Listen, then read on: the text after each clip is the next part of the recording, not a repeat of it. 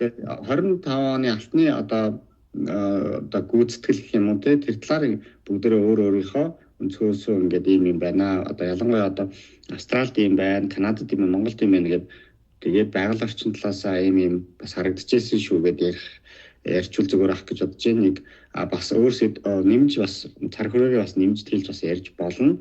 Гэхдээ бид нар нөгөө айхтар ингээд учир шалтгаан дүгнэлт хэлэхээсээ илүү зүгээр энэ оройнд энэ үнцгтэр ийм юм болж байна гэдгээ л ярихад л би бараг болчих хөнгөн байдлаар л гэсэн үг тийм. Би бас нөгөө антиог алтны гүйцэтгэлээр гэхээр хідэн мэдээ материалаас уншаад тэгсэн чинь ер нь бол 2025 оны алтны хувьд бол ерөөсөө Африк онцлог жил болж өнгөрсөн байгаа. Тэгээд зөвхөн 2025 онд бол гэхдээ алтны үнийн дээд рекордыг 53 удаа ингээд ерөөсөө эвдсэн. Ингээл алт өслөө гэл хөөхийн рекорд тогтоолоо гэл тэнгүүд дахиад дараа дахиад энэ ингээд 53 удаа гэдэг давтамжтай байсан байгаа байхгүй. Тэгэхээр 2025 онд чинь алтны дундаж үн чинь 2319 байсан. Тэр нь өмнөх оноос болохоор 65% өсөлттэй болсон. Тэгээд өмнөх 2024 онд чинь 2622 байсан алт чинь дунджаар 2025 онд чинь 2315 гээд тэгээд яг түүхэндээ ер нь яг 60%-аас дээш өсөлт хэдэн удаа ер нь үний өсөлттэй жилийн дундаж үний өсөлт 60%-аас дээш гарсан бэ гээд харсан чинь ерөөсөө 4 удаа болж исэн юм байна. Тэгээд тэр нь болохоор 1973 74 онд тэгээд 1979 онд тэгэл одоо хамгийн сүүлийнх нь 2025 онд болсон байгаа байхгүй. Тэгээд 73-аас 74 оны өнөөсөлт бол яг нөгөө нэг Бреттон Вудсийн тогтолцоонууд унсан хамааруулаад нэг алтны өнчөө өөрөө нөгөө хөвг чанчтай болж ирснээс шалтгаалаад тэгээ явсан байгаа. Тэгэнгүүт 1979 оных болохоор маш асал нөгөө нэг геополитикийн асуудлуудаас хамаарат болсон байгаа байхгүй. Тэгээд 2025 онд энэ бол түүхэнд дүүрэх том алтны үнийн өсрөл болсон. Тэгээд энэ маань одоо тэгээд өссөөрөл байгаа.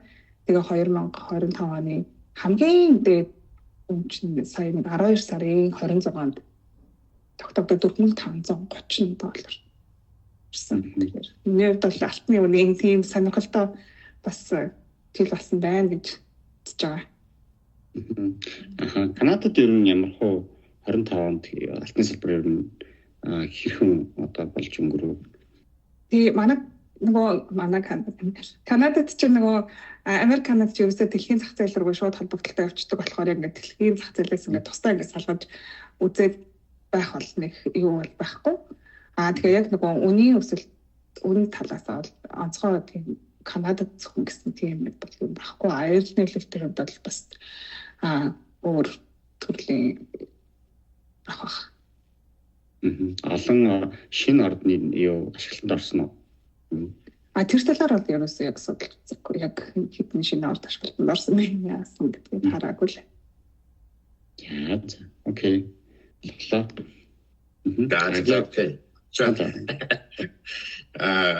Баярлалаа. Үжингийнхтэй нэмээд нөгөө айгуу сонирхолтой ирүү үед бид нэр амьдарч байна. Алтыг ийм болоод ингээд бүжгэнч нэрдэг. Одоо энэ алтны компаунд чинь геолог идэвхжээд энэгээр баг өдөр болгоно л геолог өрөм датабас үүсгдэг хүн хайсан ийм зарууд л ерөөсөө амар эрчимдэж байна.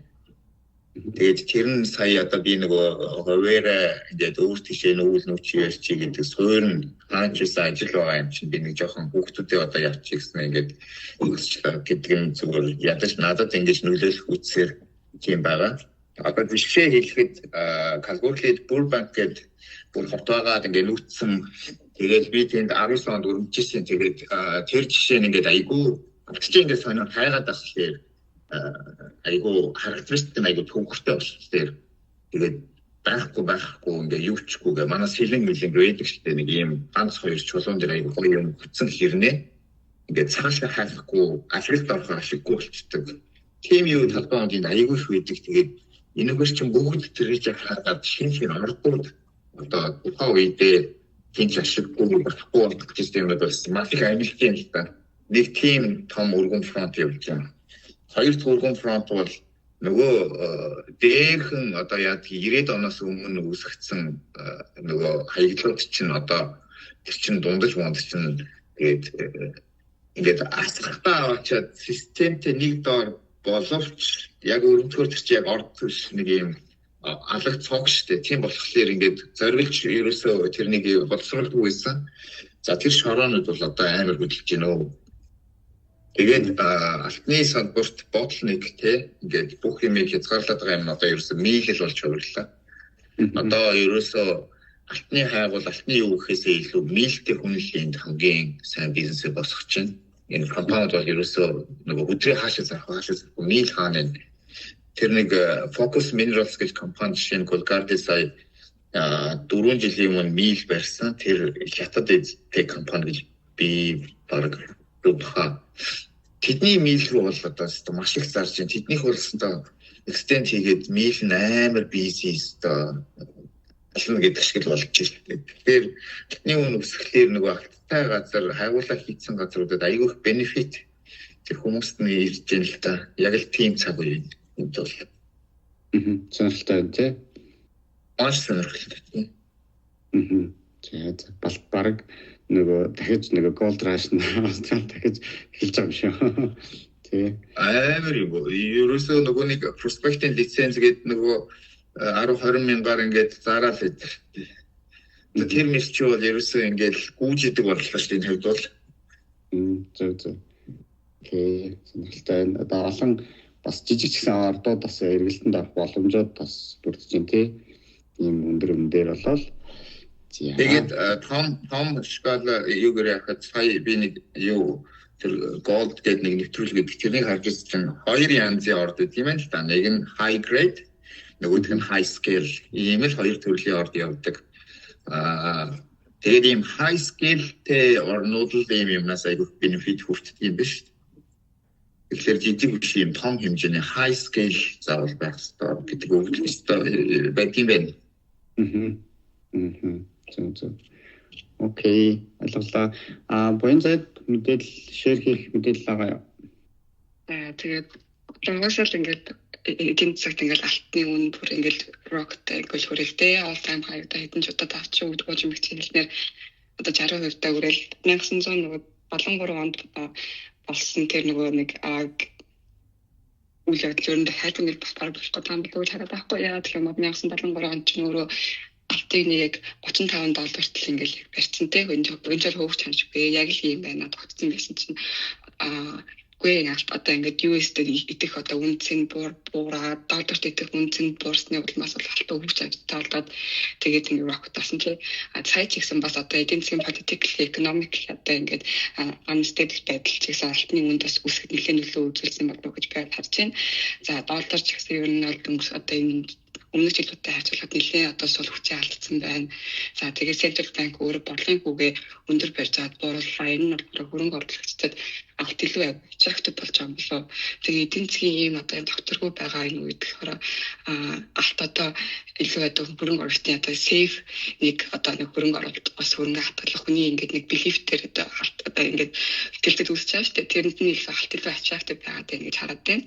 Тэгээд энэ одоо belief дээр одоо том тоглогчид орж ирсэн одоо улс орнуудын төв банкуд маш их алтныхаа нөөцийг одоо ингээд өсгөөд тэ эдийн засгийн одоо политик одоо өөрсдөө ингээд хамгаалж байгаа учраас би all time high-тай хүрч хүлээж ер нь хажиглаад байна.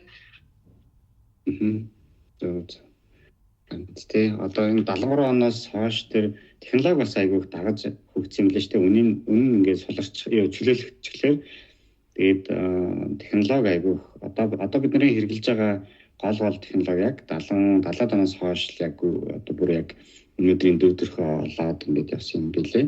Тэгэхээр би бас энэ 25 оны үнийн өсөлт цаашаа байгаа өндөр доктортой байвал бас дараагийн шатны технологиуд бас нэлээд гарах байхаа гэдэг төлөлт бас энэ дээр байгаа. За Батбаатар нэмж бишэл мэдээлүүд ялангуяа манай Монгол орн дотор тоонуудтай таан дээр таа мэдээлэл өгөөч. За бүгдээр нүглээр мэд үргье. Тэгээд уучлаарай хоцроод ороод ирлээ.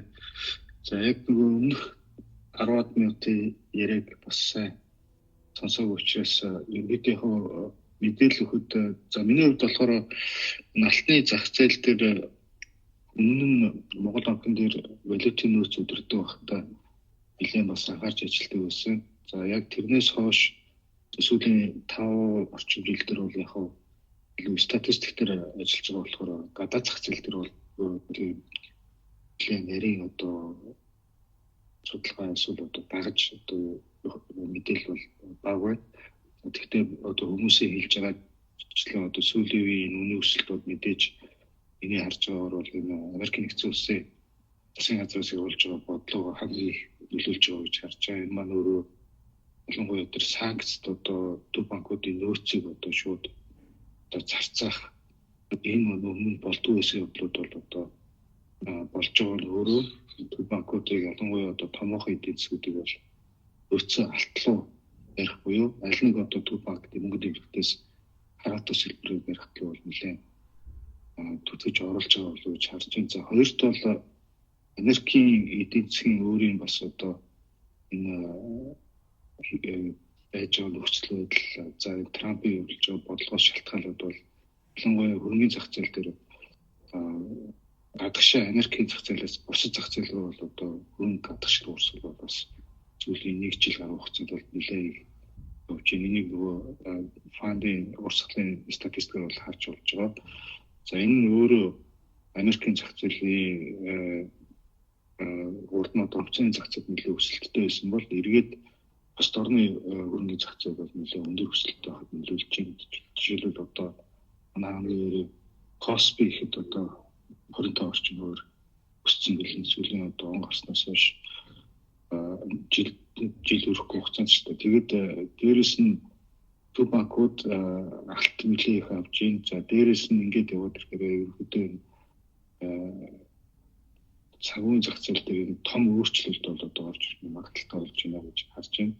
За нэмээд тэр нь нөгөө Америкийн Трампын нөгөө батлуулт нөгөө One Big Beautiful Act илүү төсвийн тэрний бас өсөлт үзүүлэх нөлөө бол одоо бас нэлээд тэр алдагдал үүсгэр байгаа. Энэ нь өөрөө эргээд Америкийн засгийн газрын ерөн доктортой байдал талдаа бол нэлээд том нөлөө үзүүлнэ гэдэг нөлөө гарч байгаа. За энэ бол мэдээж бас мотивашн гэдэг бол нөлөө үзүүлнэ гэж шинжээчд үзэж байгаа бүгд мэдж байгаа. За тэгэхээр ерөнхийдөө алт бол одоо $5,000 төрчнө гэдэг нь бол одоо урд нь бид нэр одоо дилер байх хугацаанд одоо ерөөсөө амгалж байгаа маш өндөр том хэмжээнд хүрчлээ. За энийг эндээсээ би нөгөө Монголын зах зээл рүүгээ оруулж ярихаар юу гэж ярих вэ гэхээр үндсэндээ бол Монгол улс маань өөрөө 90 оноос хойш гол валютын нөөц бүрдүүлж ирсэн юм бол одоо зэс нүүрсний зах зээл залбиралт өсгсөн бол алт байсан. За та бүхэн мэдж байгаа алт дилерийн хэрэггээд тэрнээс хойш алт хөтөлбөрөөр хэрэгжүүлсэн. За энэ бол ерөөсөө зорилго нь богино хэмжээнд одоо Монгол улс валютын хөөсөртөө болоод одоо тэрүүрээ одоо нефтийн тэрэг авах тийм валютыг бүрдүүлэх зорилготой бүрдүүлж ирсэн одоо тийм хөтөлбөрүүд. За энэ эндээс эхлээ ингээ хараад хад ерөнхийдөө 2010-ад оны одоо ихэнх үе гээд ерөнхийдөө Монголын одоо уул уурхай хүмүүс бол илүү сайн мэдэх байхаа. Бид нар одоо төв банкн дээр харж ирсэн өслөд ямар болсон бэ гэхээр шороо ордууд ерөнхийдөө төлхөө байсан.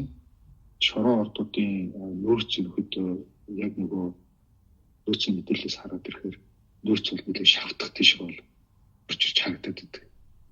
Одоо нөгөө батлагдсан нөөц тэгээд тухайн жил одоо олборсон одоо нийт хэмжээгээ тэгэхээр 14-5 он л бол дэлхийн дондорх тийшээ гэрцэн. За энэ ирээрээ бол одоо тушааж байгаа алтны хэмжээ бол төдийлөн өсөв болцсон.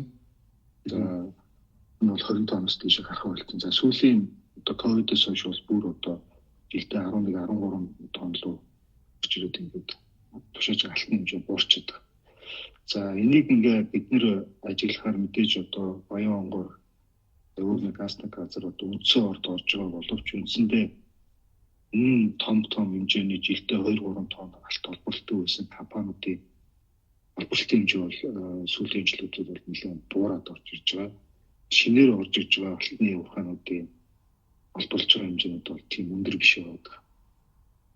Тоон өрөхгүй одоо килограммтай 100-200 кг-тай одоо ордууд маш их болоод байгаа. Тэгэхээр ерөнхийдөө яг эндээс уул уурхайн салбарын одоо хавга илүү мэдэх учраас яг одоо алтны үн дээр одоо лиценз олголт олборт нь одоо цаашаа яаж явах юм болов гэдэг бол бас анхаарал татах сэдв болж байгаа болов уу гэж харж байгаа. За яагаад вэ гэхээр усан төсөв батлах дээр жил болгон ерөөхдөө сүүлийн 2-3 жил 20 тонн алт олборлоноо гэж одоо төлөвлөгөө босруулад за тэндээ тааруулсан одоо төсвийн орлого төсөөлөө яваад байгаа.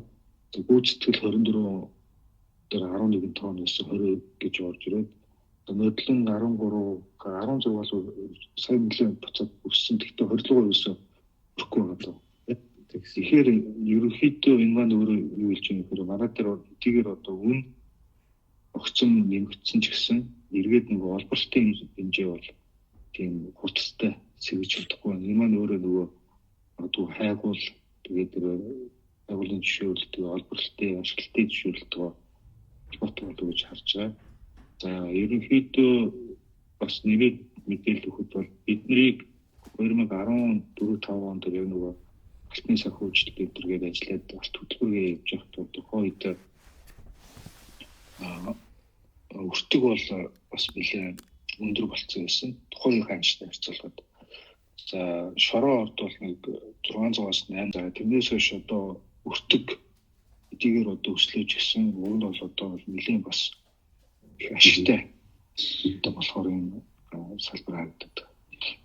Гэхдээ ер нь бол яг өнөөдөр эдийн засгийн нийт одоо үзүүлж байгаа нөлөөний хувьд бол Японд бол одоо нэлээд жижиг болцсон байна шүү дээ. Нөлөөний орлогынхаа хувьд ч гэсэн энэ одоо 2000 онд одоо Монгол улс одоо нийт одоо экспортын бодлого бол одоо 1 тэрбум дотор доллартай энэ 200 гаруй алт 200 гаруй одоо доллар за тэгээд 300 сая долларын зис за тэгээ манай нөгөө Солонгост ажиллаж байсан ажилчдын маань 100-200 сая долларын мөнгө үйлдэл ийм л орлоготой улс байсан. Одоо өнөөдөр 15 тэрбум доллар болсон. Тэгээ энэ дотор одоо эзэлж байгаа алтны хэмжээ бол цэнгүү баг нийт эдийн засгаар одоо үзүүлж байгаа нөлөө бага байна. За баярлалаа. За одоо байгаль орчин талаас 25 онд энэ алтны олборлолт нь тодорхой хэмжээр нэмэгдэж байгаа ч гэсэн ер нь бол байгаль орчин талаас ямар үзэгдэл ажиглагдаж байна. Ер нь дэлхийн нийт дээр бас энэтэй байгаль орчин бас дагаж байнга л яригддаг учраас энэ дээр мэдээлэл хуваалцаач. За тэгээ байгаль орчны хувьд бол нэг супер нэг өөрчлөлт гэдэг байх тий. Тэгэл үндсэндээ хоёр төрлийн л орд байгаа. Тэгээд Монголд ч нь болохоор үндсэн ордууд болохоор цянитаар угаагаад олболж байгаа шүү дээ. Тэгээ хаягдлын далангуудын асуудал ер нь хайцсангууд доктортой байгаад байгаа. Тэгээ яг хаягдлын далангийн стандарт энэ төр гэдэг асуудал зүйлүүд айгүй хүчтэй яригдаад байгаа. Яг тэгвэл манад үндэсний тийм одоо стандарт энэ төр хайцсангуу ус одоо юу гэдэг юм бэ? Хязгаарлагдмал байдаг юм байна. Тэгээ тэр хаягдлын далангуудын тавигдах шаардлагууд л айгүй үндсэндээ айгүй хүчтэй яригдаад байна. Ер нь бол түүхэн ярих юм бол Монгол алт хөтөлбөрийн дараа 2000 алт хөтөлбөр чинь 90-ад онд батлагдаад тэгээд байгаль орчны асуудал нэлээд хаягдаад тэр хуулийн хүрээнд хаягдсан байжгаад 2006 оны ашигт нутгийн хуулиар яг энэ нөхөн сэргээлт байгаль орчныг хамгаалах гэдэг том бүлэг сэдвүүд орж ирээд тэгээд 2008 онд үндсэн том стандартууд нь ер нь шороо орд төр суурьсан стандартууд батлагдсан. Одоо хөрс чим төрсийг хадгалах, овоолох, за тэгээд буцааж тараах, тэгээд ургамал гэх мэтчил ингээд нэлийн тэр туршлагууд нь илүү их заамар Төвийн аймаг Сэлэнгийн нутгууд дээр одоо суурьсан тийм стандартууд батлагдаад ингээд явж байгаа сая 23 онд иж бүрэн стандартууд дахиад шинжлэгдсэн байгаа. Тэгээд энэ 23 оны стандартууд нь болохоор бүслүүрээрээ өөр байя гэд говийн бүслэлгээр хангаа ургамал авчид тарьчдаг. Тэрийгэ болиё гэд ингээд явж байгаа.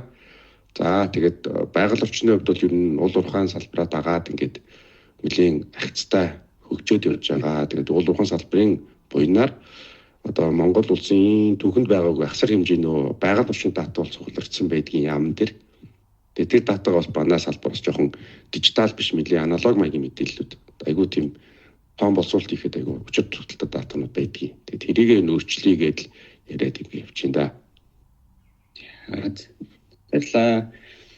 За ингээд тэгвэл юу гэж цөмөрөө дуусгах тийм өнөөдрийнхээ алттай холбоотой яриагаа дуусгая.